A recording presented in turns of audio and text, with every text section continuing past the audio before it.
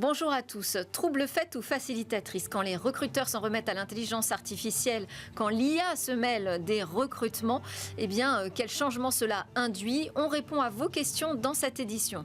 Et puis on partira faire un tour du côté du biomimétisme pour voir comment les embruns marins sont une inspiration pour développer des technologies qui vont nous permettre de capturer les polluants et les produits toxiques. Mais d'abord, focus sur la fiscalité des cryptos.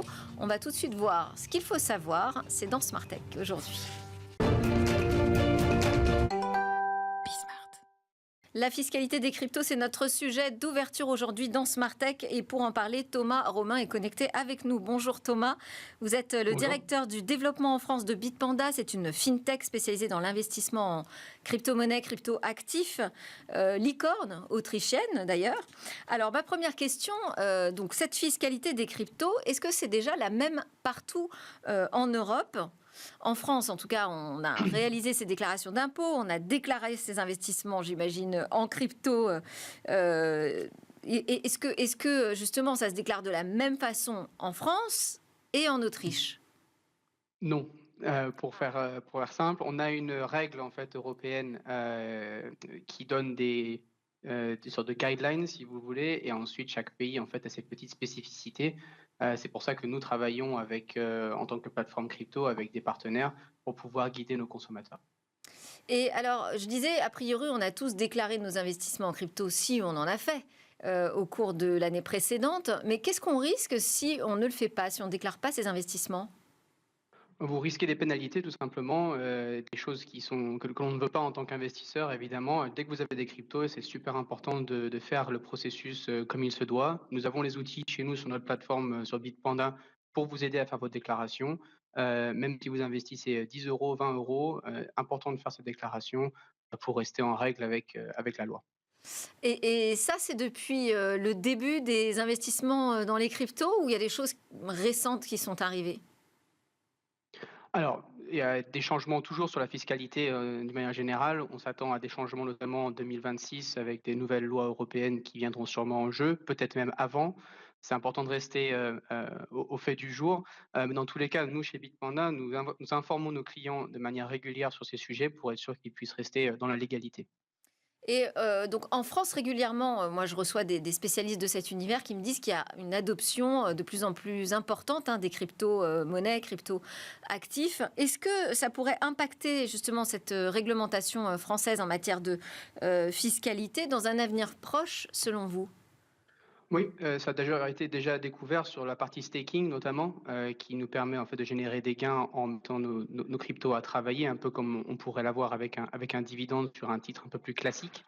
Je sais que ce sujet a été, étudié à l'Assemblée nationale. Pour l'instant, il n'y a pas eu de modification, d'articles de loi pour cette fiscalité-là. Mais en effet, l'adoption massive des cryptos en France engendrera dans tous les cas des changements, fiscaux. Oui. Et donc ça risque de devenir quoi? Moins intéressant finalement d'investir dans les cryptos? Ça va dépendre d'où est-ce qu'on arrive. Il y a forcément, des personnes qui souhaitent être, un peu plus, si on peut dire ça, pénalisantes, d'autres personnes qui souhaitent, évidemment le contraire. On trouvera sûrement un juste milieu qui bénéficiera, je l'espère, les investisseurs qui de plus en plus s'intéressent à ces sujets. Bon, pour terminer, vous avez des conseils en particulier adressés aux investisseurs? Bien sûr, choisissez les bonnes plateformes. Et les plateformes sont nombreuses aujourd'hui qui proposent des environnements crypto. Comme je l'ai mentionné sur la partie fiscalité chez Bitpanda, on aide nos clients justement sur cette démarche. On travaille avec des partenaires tels que BlockFit ou Altio en France qui sont plutôt bien connus.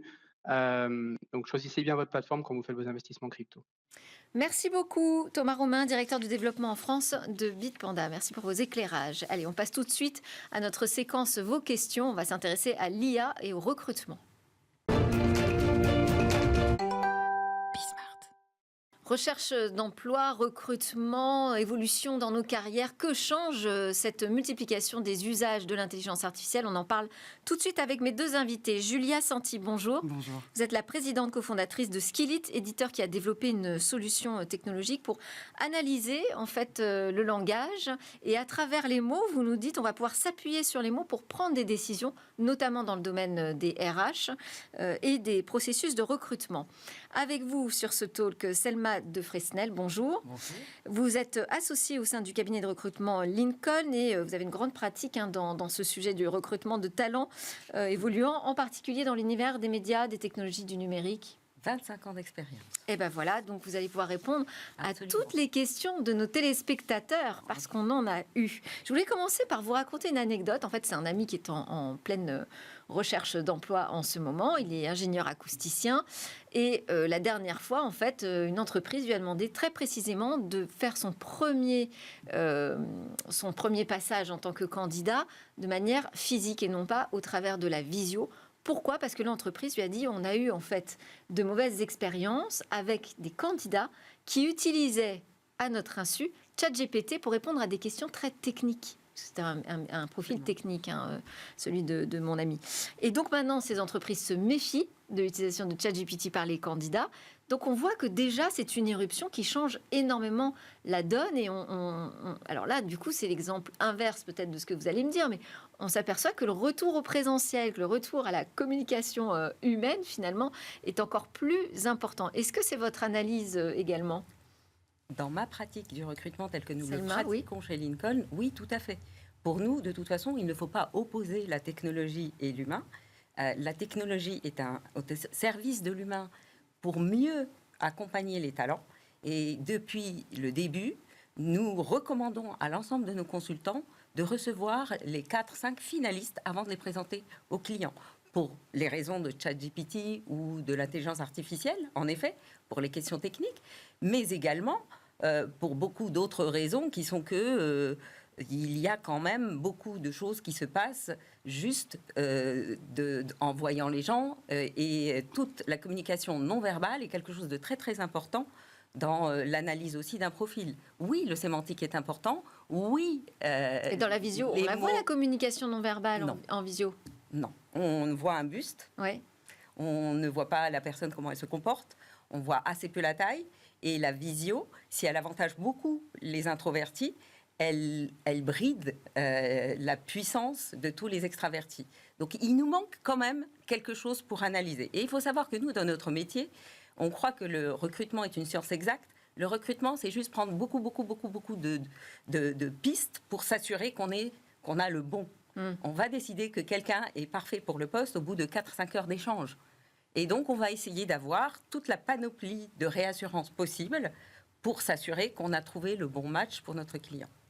Alors, on va commencer à répondre aux questions des téléspectateurs. Olivier Briançon qui nous dit « En quoi l'usage des chatbots et des assistants virtuels modifie-t-il l'interaction initiale avec les candidats ?» Une réponse, Julia. Alors c'est vrai que ce chatbot, tout le monde en parle. Il y a eu la déferlante ChatGPT, donc des gens se sont engouffrés. En revanche, je pense qu'en termes de recrutement, et je rejoins Madame de Fresnel, le présentiel, ou en tout cas l'analyse d'un vrai verbatim, parce que qu'est-ce qui se passe, nous, avec l'analyse des lettres de motivation, aujourd'hui, on communique d'une IA à une autre. Et du coup, on n'a pas en face de nous, et on le voit très bien d'ailleurs dans nos mappings de comportement, puisque nous, on va, à partir des mots, pouvoir remonter les comportements à prévoir dans un environnement donné. Donc il y a une vraie richesse. En fait, l'avantage des IA hybrides aujourd'hui, et là je sors du génératif, et je ne m'inscris pas contre, mais en tout cas je dis il y a des IA hybrides aujourd'hui qui permettent réellement d'analyser et d'avoir accès au meilleur des sciences du comportement depuis son poste de DRH pour pouvoir avoir les bons KPI pour prendre des décisions et finalement apporter à ces fameux 4 heures d'entretien peut-être un temps plus court, mais en tout cas vraiment des... Donc ça veut dire que, pour répondre à la question d'Olivier, ce que ça modifie déjà comme type d'interaction, c'est que tout ce qu'on va dire à son recruteur va être analysé par une IA. Avant, c'était fait par le recruteur. Voilà. Aujourd'hui, le recruteur va être aidé par une IA. Et l'IA, qu'est-ce qu'elle va faire ? A priori, elle va corriger les biais. Ce qui n'est pas vrai, parce qu'une IA, et vous le savez, je pense que ça... Alors ça, c'est une autre question. C'est une autre question qu'il pose. Est-ce que ça contribue justement, est-ce que l'IA contribue à réduire les biais humains dans le processus de recrutement ? Sur une IA générative telle qu'elle est aujourd'hui, il y aura plutôt un renforcement des discriminations. Par exemple, il date déjà, mais le programme de recrutement des ingénieurs informatiques d'Amazon de 2015, ils se sont basés sur un corpus. Et c'est vrai que le dataset d'entraînement va être vraiment décisif. Oui. Là, ils sont partis sur les candidatures d'il y a 10 ans, enregistrés pendant 10 ans, c'était des hommes. Donc très vite, le robot a éliminé les candidatures féminines. Alors ils ont arrêté ce programme très vite, en voyant le fiasco.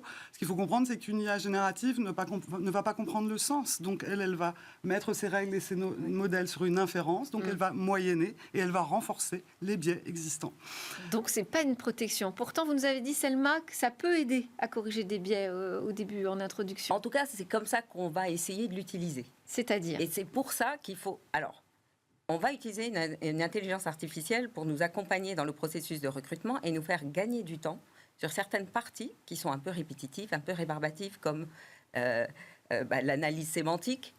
L'IA va nous proposer quelque chose, mais on va quand même mettre de l'intelligence humaine avec tout le recul qu'on peut avoir, avec la formation de la compétence égale dont nous sommes membres fondateurs. Tout le petit plus de l'humain que l'IA n'a pas encore. Oui. Et j'invite votre ami à s'intéresser à comment est construite une IA et qu'est-ce que c'est qu'une IA générative.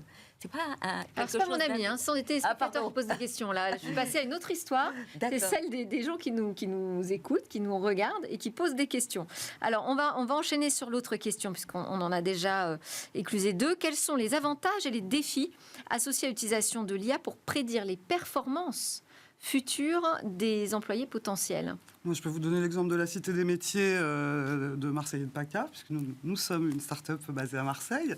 L'idée, c'était de se dire ces bénéficiaires qui sont parfois en décrochage scolaire vont arriver à la Cité des métiers et on va devoir leur proposer des formations et des métiers. L'IA, cette fois sémantique, puisque là, on va recueillir avec les accompagnateurs de l'emploi des verbatims et des réponses à des questionnaires, vont permettre de proposer des métiers auxquels ils n'auraient absolument pas pensé, puisqu'on va dire, toi, vis-à-vis du langage que tu emploies, voilà les contextes de performance dans lesquels tu peux aller. Tu es quelqu'un de très créatif, tu es quelqu'un de très organisé. Est-ce que tu as pensé à la microélectronique? Est-ce que tu as pensé à la créativité? Donc en fait, ça permet de faire ressortir ce qu'on appelle les soft skills, des compétences personnelles, vers des profils différents, vers des compétences moins visibles. Plus comportementales. Nous, on a des outils d'assessment, et ça fait longtemps qu'on les a développés avec des psychologues et autres, qui nous permettent de bien valider le match et la vision des différents recruteurs au sein d'une même structure, qui nous permettent d'analyser le profil professionnel des candidats que nous présentons et leur adéquation par rapport aux attentes de nos clients. Et cet outil permet de générer un rapport automatique. Mais si tous les mais là, la question, c'est comment ça permet de prédire la performance future du candidat? C'est ça la question qu'on vous pose. Mais c'est vraiment le contexte de performance, ça, c'est quelque chose chez Skillit qui est essentiel. Le fait de pouvoir justement hybrider une IA et partir d'un référentiel RH qui a été consolidé par des humains. C'est ça la différence, qui a été labellisé par des linguistes. Les règles et les modèles, c'est nous qui les donnons à l'IA, et ensuite on travaille sur du machine learning et du deep learning. Donc très vite, on arrive à dire ce candidat, je pense à Matchid aussi, pour qui on a un cabinet de chasse de tête, pour qui on a développé une plateforme complète. Ils sont beaucoup sur les compétences commerciales. Très vite, ils arrivent à voir si la personne va coller aux valeurs de l'entreprise, au projet de l'entreprise, si elle va être en confort ou en survie par rapport à ce qui est proposé, puisqu'on va pouvoir matcher fiche de poste, valeurs de l'entreprise, candidats entre eux. Ça, c'est l'avantage de l'IA, c'est qu'on a en fait, on peut faire plein de croisements. Évidemment, c'est de la stat et c'est des grands nombres. Ouais. On va croiser beaucoup de grands nombres. Mais vous dire, ce jeune qu'on a recruté à un instant T, il peut finir DG de votre structure, c'est très compliqué sur les débutants, et on le sait déjà parce que tous les jeunes changent d'emploi dans les 18 à 24 mois de leur premier emploi. Ils ne savent pas où ils vont, ils savent que ça les intéresse à peu près, puis ensuite ils changent.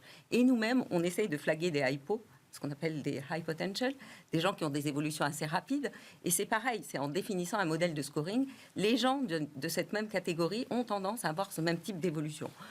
Je suis un peu gênée avec ça parce qu'il y a une logique de déterminisme, il y a une logique mais les gens ne peuvent pas s'améliorer alors qu'on a tous une seconde chance. Bah oui. Et si on regarde Jack Ma, il n'a réussi qu'à partir de 40 ans, au sens où on l'entend aujourd'hui. Alibaba, absolument. Et on peut aussi décider de se tromper plusieurs fois avant d'y arriver. Moi, j'ai un peu peur de prédire les performances, d'aller chercher les stars. Or, on le sait aujourd'hui, une star ne fait pas une équipe. Et c'est d'abord les équipes qui gagnent. Et ça, chez Lincoln, on en a une conviction profonde. L'intelligence collective est beaucoup plus puissante qu'une diva toute seule. Alors, autre question. De quelle manière l'IA utilise-t-elle l'analyse du langage, donc c'est pour vous, Julia, cette question, pour évaluer les compétences à partir des CV? Alors, sur le CV, vous avez des... Ça doit pas être très compliqué, du coup. Vous avez des données sémantiques basiques. Ouais. Ce qui est le plus intéressant, c'est d'avoir ce qu'on appelle le speech to text, c'est-à-dire la capacité à recueillir pendant un entretien tout ce qui a été dit et de l'analyser. Ça, ce sont les produits Skillit de demain.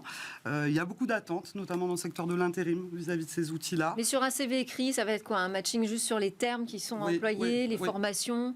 Oui. fait déjà un LinkedIn. Alors ça, donc ça veut dire que l'IA apporte pas grand-chose de plus. L'IA générative, en tout cas, n'apporte pas grand-chose de plus que ce qui est fait jusqu'ici. Ce qui nous intéresse, c'est tout ce qui est donné réellement non structuré. Et c'est vraiment, chez nous, le Graal, de travailler sur la complexité du langage, sur son ambiguïté. Et ça, autant vous dire que beaucoup d'outils aujourd'hui qui se disent sémantiques ne travaillent pas finalement sur le sens. Alors la question, on y a un petit peu répondu déjà. L'autre question, c'est est-ce que l'IA utilise des algorithmes prédictifs justement pour évaluer les compétences? Oui. Prédictifs, oui. Ah oui, nous, entre autres. En fait, l'IA générative, c'est beaucoup d'algorithmes et certains sont des algorithmes d'analyse prédictive.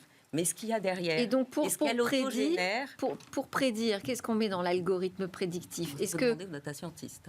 Pardon? Ça, il faut demander aux data scientists. Il y a des hypothèses de base. Et le sujet d'un algorithme prédictif, c'est qu'on va le combiner avec un autre qui va lui dire, si tu vois ça souvent, tu vas réagir comme ça. Et petit à petit, lui, il va commencer à générer ses propres réactions. Mais ça veut dire qu'on va rentrer, par exemple, dans ces algorithmes, des parcours de candidats qui ont déjà eu une carrière intéressante dans l'entreprise. Qu'est-ce qu'on met, en fait? Comment on le nourrit, cet algorithme? Nous, c'est vrai qu'on se base sur un référentiel de 47 000 mots et expressions. C'est le démarrage de Skillit, ça, un skill IT, vous entendez ça dans le nom de notre boîte. Donc nous, on accompagne depuis des années... Et vous allez chercher où ces 47 000 nous sommes partis d'un métamodèle. C'est les outils qu'utilise Madame de Freycinet. On a travaillé avec des psychologues cliniciens, avec des neuros, avec des linguistes, des spécialistes des sciences du comportement. Et avec ce modèle, aujourd'hui, on travaille avec d'autres laboratoires, dont un qui est à Avignon, qui est spécialisé en sémantique computationnelle. Mais ça peut marcher dans n'importe quel secteur, dans n'importe quel domaine. On est inter-industrie sur la partie soft skills. Et du coup, on a vraiment un modèle qui permet de brasser le langage et de ressortir vraiment des KPI par rapport au comportement. Alors, autre question, comment l'IA automatise le tri des CV et la présélection des candidats? Est-ce que ça se fait justement sur la lecture des formations, du parcours, du nom des entreprises? Sur les champs sémantiques, sur d'où il vient, combien d'années il a passé. Nous, on n'est pas... Le design compte ou pas dans le CV? Pas pour l'IA. Pas pour l'IA? Non, pas pour l'IA. Il n'y a plus besoin d'avoir une originalité sur la couleur du CV. Nous pratiquons la chasse. Donc, on n'a pas des recrutements en volume. On va recevoir beaucoup de CV à analyser. On analyse des parcours et surtout, on croit beaucoup à l'échange. Un parcours tout seul n'explique pas tout et ne donne pas toutes les clés d'analyse d'un profil, et heureusement. Après, au-delà de ça, on match ça nous-mêmes avec les attentes de notre client. Aujourd'hui, on a soutenu cette approche et on a analysé tous nos parcours pour soutenir tous nos consultants avec des outils qui vont leur permettre d'automatiser un certain nombre de tâches.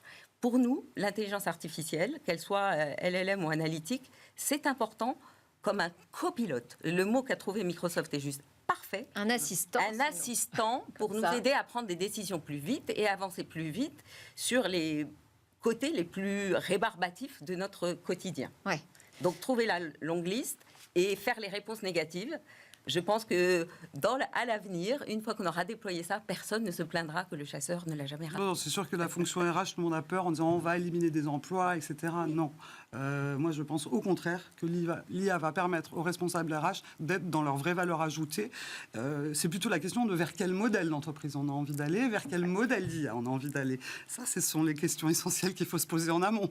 Oui, pour bien choisir ses outils. Je pense, oui, que l'IA généralisée, que ce soit dans les équipes RH, des équipes finance, ça va nous permettre de nous concentrer sur les tâches à plus forte valeur ajoutée. Et donc, c'est vraiment le pas, l'intelligence humaine et la formation, la curiosité. Aujourd'hui, avec l'IA ou sans l'IA, on nous dit qu'on va avoir 3 à 4 métiers différents. C'est intégré chez les jeunes, on ne l'a pas encore embrassé, nous. Donc, il faut cette formation permanente. Et l'entreprise est responsable aussi d'avoir des gens qui sont toujours à la pointe de ce qu'il faut faire. Et nous accompagnons nos clients aussi bien sur la partie sourcing que sur la formation continue de l'ensemble des talents. Alors qu'ils soient toujours... là, vous me parlez de vos métiers, vous me parlez des entreprises et des recruteurs, parce que vous avez évidemment répondu aux questions que je vous posais sur ce point. Mais je voulais quand même qu'on s'intéresse aussi à des commentaires qu'on a reçus sur LinkedIn. Alors là, c'est Fabien Reynaud, qui d'ailleurs donne des conseils dans une newsletter sur la Minute Productive, qui nous dit, mais la personne qui recherche un emploi, elle peut aussi trouver un intérêt dans l'utilisation de cette IA, par exemple pour améliorer son CV, le rendre plus en adéquation avec l'offre proposée, et même utiliser un bot pour simuler un entretien et s'entraîner finalement. Donc, parce que là, on a l'impression qu'en fait, qu'on a des outils en main du côté du recruteur qui sont plus puissants, plus performants, mais en face, et là je reviens à l'anecdote que je vous ai citée au tout début, en face, les candidats, ils s'emparent aussi de la technologie et du sujet. De l'importance de l'humain et du physique oui, mais alors, dans du le coup, parcours. Est-ce qu'on se trompe mutuellement? Parce que si on apprend avec des IA à répondre parfaitement à une offre qui est elle-même créée par une IA, on s'augmente mutuellement. Comment savoir si on a le bon candidat? Vous voyez ce que je veux dire? C'est le postulat de départ. Il ne faut pas parler d'intelligence artificielle. En fait, l'intelligence artificielle n'est pas intelligente. Derrière une intelligence artificielle, il y a de l'intelligence humaine. Ouais. Et vous êtes en train d'en parler. Comme les gens, bien sûr, utilisent des outils, ils les améliorent. Et c'est ça. Et c'est cette conjonction des deux. En tout cas, chez Skillit, c'est comme ça qu'on travaille. Quand on fait travailler les humains au bon moment et on utilise les capacités extraordinaires de l'intelligence artificielle, on va vers un projet... je pense que ce soit pour l'entreprise, pour la société et pour le recrutement, qui, à mon avis, peut être tout à fait vertueux. Et si je peux me permettre, un candidat qui utilise tous les moyens à sa portée, y compris des moyens assez techniques et innovants, pour se rendre plus intéressant, plus pertinent par rapport à l'offre, nous, recruteurs, on va analyser ça comme c'est un débrouillard. Il sait se donner le moyen de ses ambitions, et ça peut être un soft skills qu'on peut valoriser en fonction du métier pour lequel il postule. Absolument. Ce qu'une IA ne fera jamais. Absolument.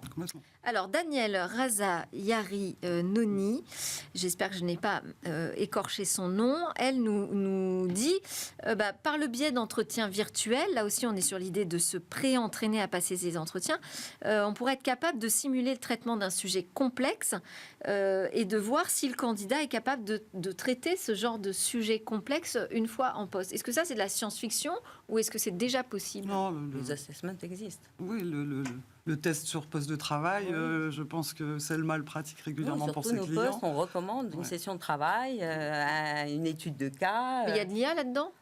Non, alors, parce que oui, nous, on a eu des candidats qui je sais que ça existe depuis toujours. Mais est-ce qu'aujourd'hui, avec l'IA, on peut vraiment être dans des environnements 100% virtuels et pouvoir se projeter sur le potentiel du candidat demain à résoudre ces problèmes complexes? On peut imaginer, nous, demain, que moi, je vais avoir plusieurs avatars et je vais pouvoir faire 3 entretiens en même temps avec d'autres avatars en face et que moi, en vrai, je ne rencontrerai que celui qu'on aura sélectionné. On peut pousser très très loin le raisonnement et imaginer un futur... mais la réalité d'aujourd'hui, qui est celle, je pense, qui intéresse tous nos auditeurs, c'est que l'innovation est là, pour vous, comme pour les recruteurs, qu'on aurait tort de ne pas la prendre en main pour l'apprivoiser, parce que si nous, on ne le fait pas, d'autres le feront à notre place. Absolument. Et qu'il faut trouver des gens pour nous accompagner. Merci beaucoup. Merci. Je voulais citer quand même l'article d'Aliénor Rouffet dans HBR, la Harvard Business Review version France, qui est un sujet sur les profils atypiques, justement. Et la difficulté, parce qu'on dit qu'ils ont le vent en poupe, que les entreprises en veulent absolument de ces profils différents, mais que dans la réalité des process, ça reste compliqué finalement de les recruter. L'IA peut être un moyen d'y arriver. Je vous invite à lire cet article. Merci beaucoup Julia Santi de Skillit et Selma Fresnel du cabinet Lincoln. Merci à vous.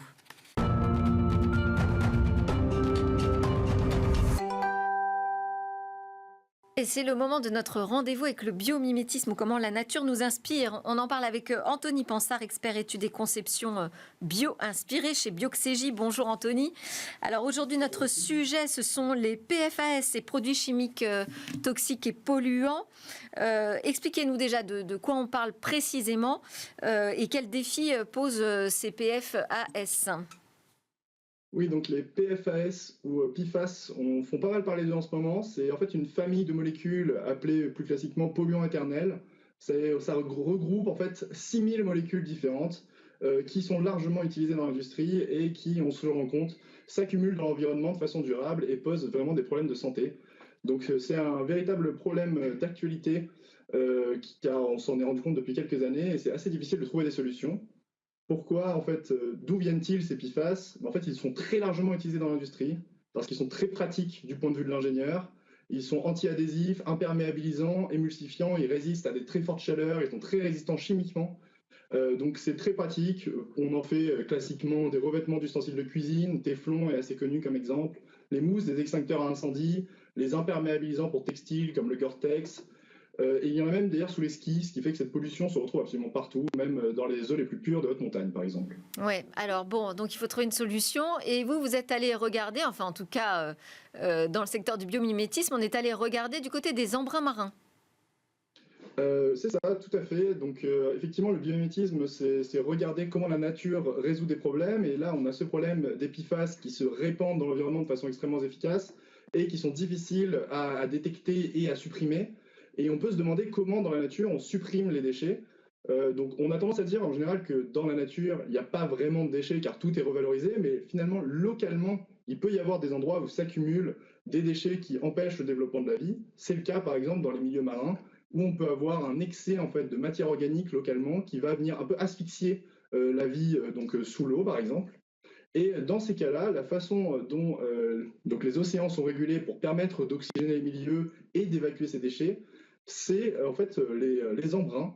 Le vent, les mouvements des vagues va permettre l'oxygénation via la création de bulles donc dans ce qui vont aller capter tous ces déchets organiques finalement qui ont tendance à être hydrophobes, c'est-à-dire repoussés par l'eau, ils vont être piégés par les bulles et ramenés par la surface par le fait que les bulles bien sûr remontent dans l'eau, un peu comme l'écume des pâtes pourrait piéger une sorte de mousse sur la surface d'une casserole.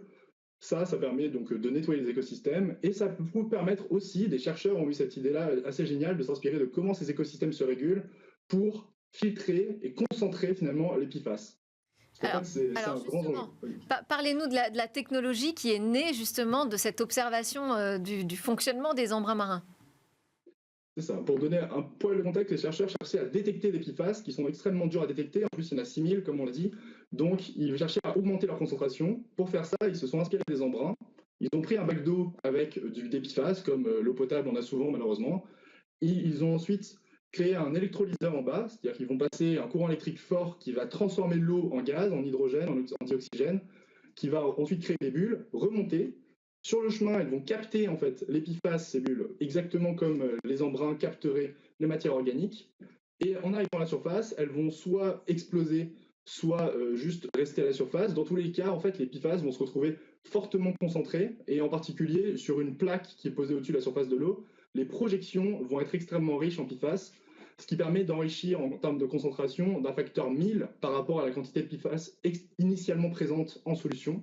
Ce qui est bien sûr extrêmement utile pour être capable de détecter des quantités qui sont parfois infimes, et c'est assez important parce que ça permet après de quantifier si des choses sont safe pour la consommation humaine, voire de poser des législations, ça permet vraiment d'agir sur ce problème. Merci beaucoup Anthony Pansard de Bioxégie, et merci à tous nos téléspectateurs de nous suivre, et puis merci pour vos questions aussi sur notre sujet principal du jour. À très bientôt sur la chaîne Bismart.